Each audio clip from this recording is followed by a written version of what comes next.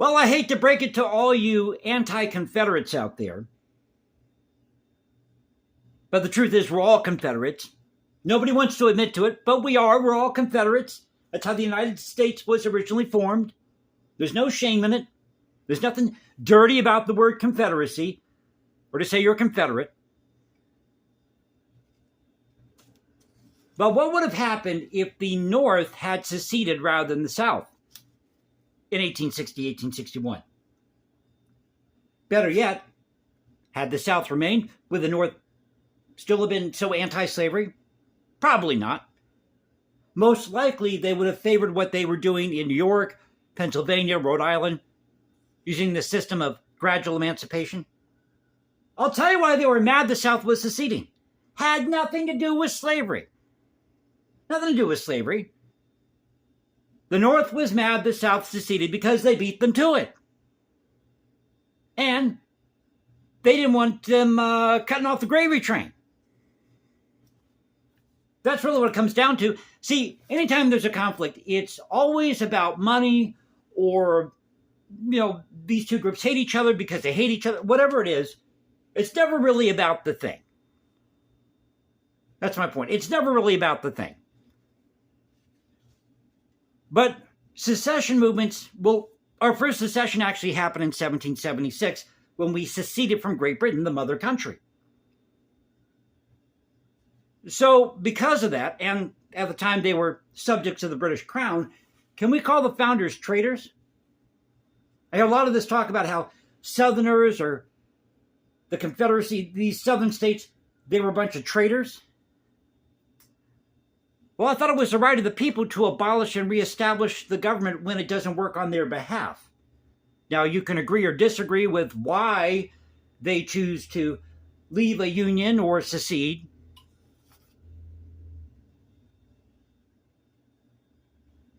But it's the right of the people to abolish and reestablish the government to work in their best interest.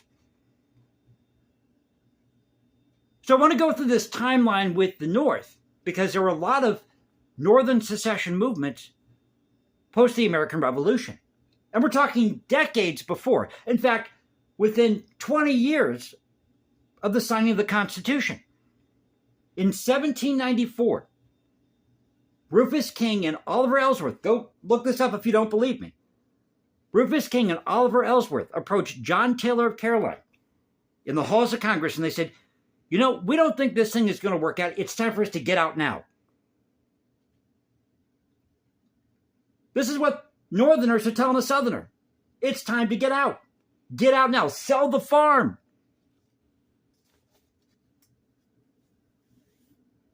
But in 1808, by the way, welcome back to the channel Culture Confederacy. Here it's Thursday night, so happy Thursday, everybody. And if you're new to the channel, I don't do any fancy graphics, no epic soundtracks. You're not going to see my ugly kisser here on the video. No pretty boy camera angles. And we talk about history, culture preservation, maybe a tinge of politics, censorship, the free exchange of ideas, because I happen to write music in my spare time. So I believe in free speech. I believe in preserving history, not taking down everything you disagree with. So getting to the timeline here, if you go back to 1808, the Massachusetts state legislature debated how to respond to the Embargo Act of 1807.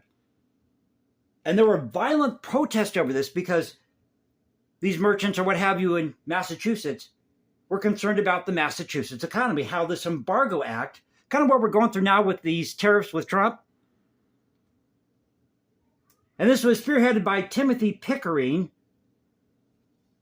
And the push for secession, it says here, includes plans to possibly join Lower Canada or have Lower Canada join Massachusetts. And they were thinking about creating, get this, creating a separate New England Confederation,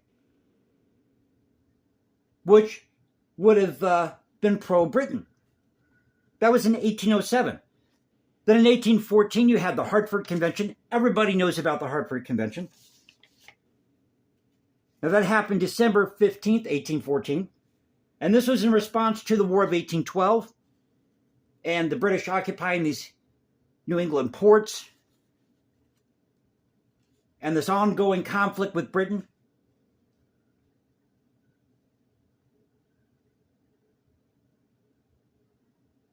So they held this convention, and they railed against, especially the governor, they railed against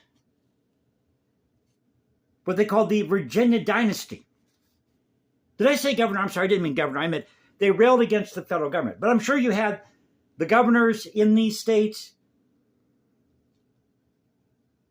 and other leaders who were inhabitant with what was going on with the War of 1812, because it basically bankrupted us, is what it did. So they sent 26 delegates, 12 from Massachusetts, 7 from Connecticut. Rhode Island sent 4. But Vermont and New Hampshire declined to attend, and secession was floated about. And it was Timothy Bigelow who called for extreme measures, including secession.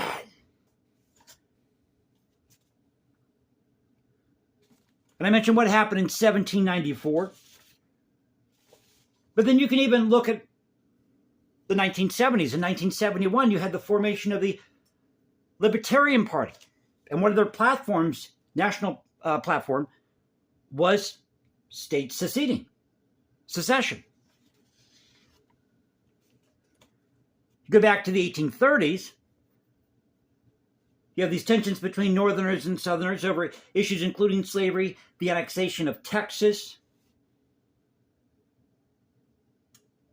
And these Northerners saw themselves as political victims.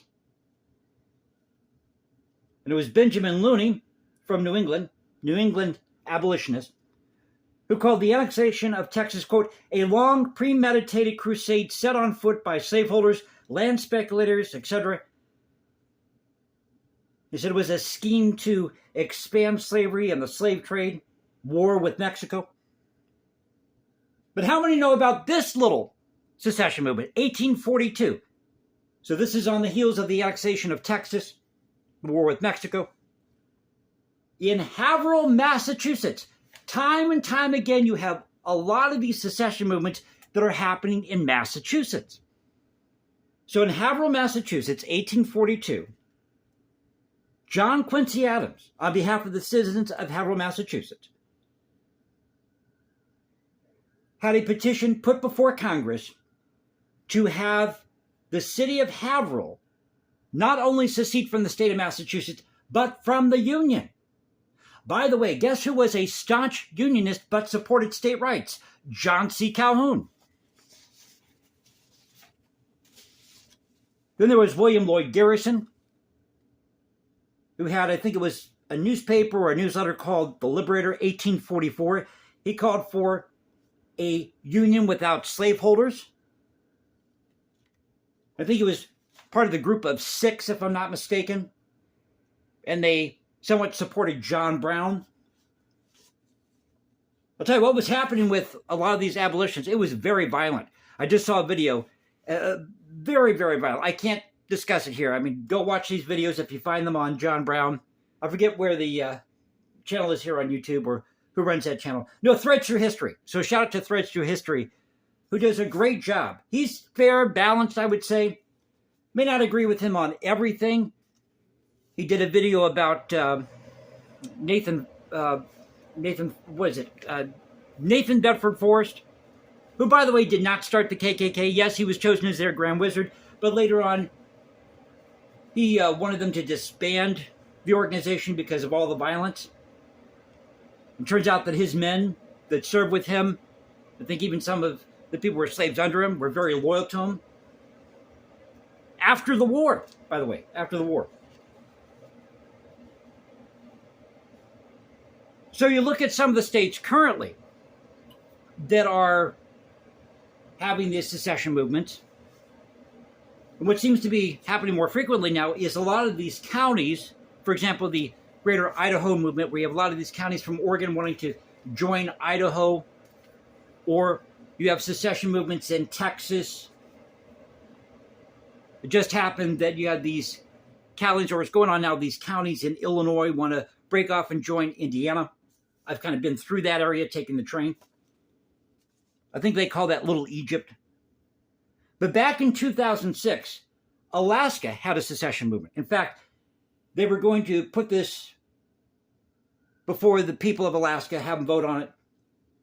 But the Supreme Court in Alaska shot this down. So secession has always been with us. And again, it's not a dirty word, just like the word Confederacy is not a dirty word. It all comes back to the people voting for people who are going to work, or a government that's going to work on their behalf in their best interest. And you have to do that for your survival. Thomas Jefferson understood that. George Washington understood that. And to some extent, they were nationalists, but nationalist at that time meant something different, because to them, Virginia was their backyard. It was their home. It was their quote-unquote nation. So I wanted to share this with you tonight and pose that question. Let me know what you think in the comment section below, and make it as fun as you want. Be as funny, as hilarious as you want in the comments. What do you think would have happened if the North had seceded and the South remained? Or if the South remained, do you think the North would have gotten rid of slavery? Would there have been some type of compromise somewhere? So I hope you enjoyed the video. If you did, you know what to do. You can follow me at Instagram, #JasonComposes, because I write music in my spare time. You can go to X, Culture Confederacy, the Culture Confed 1 on X. Now you can find me at Substack. This is the Culture Confederacy saying peace out. Stay safe, everybody. God bless this thing called the United States. And I know the weather's pretty bad out there this weekend, so stay safe. Just a quick story, a little anecdote. I was coming back from Walmart because they were working on something here at the apartment building, so the water got shut off. And I thought, crap, I'm going to have to go down and get some water at the store. So I ran down, got water, coming back up the hill, and it's windy as hell. Just as I'm coming up the hill here, and they're doing some construction. So they got part of the roadway blocked off. The wind was so strong, it literally lifted some of the construction signs or what have you, these barriers, and tossed them right across the street. Like they were Tonka toys. Crazy. Absolutely crazy. So definitely stay safe out there. I'll catch you next time, and you all have a great Thursday night. Take care.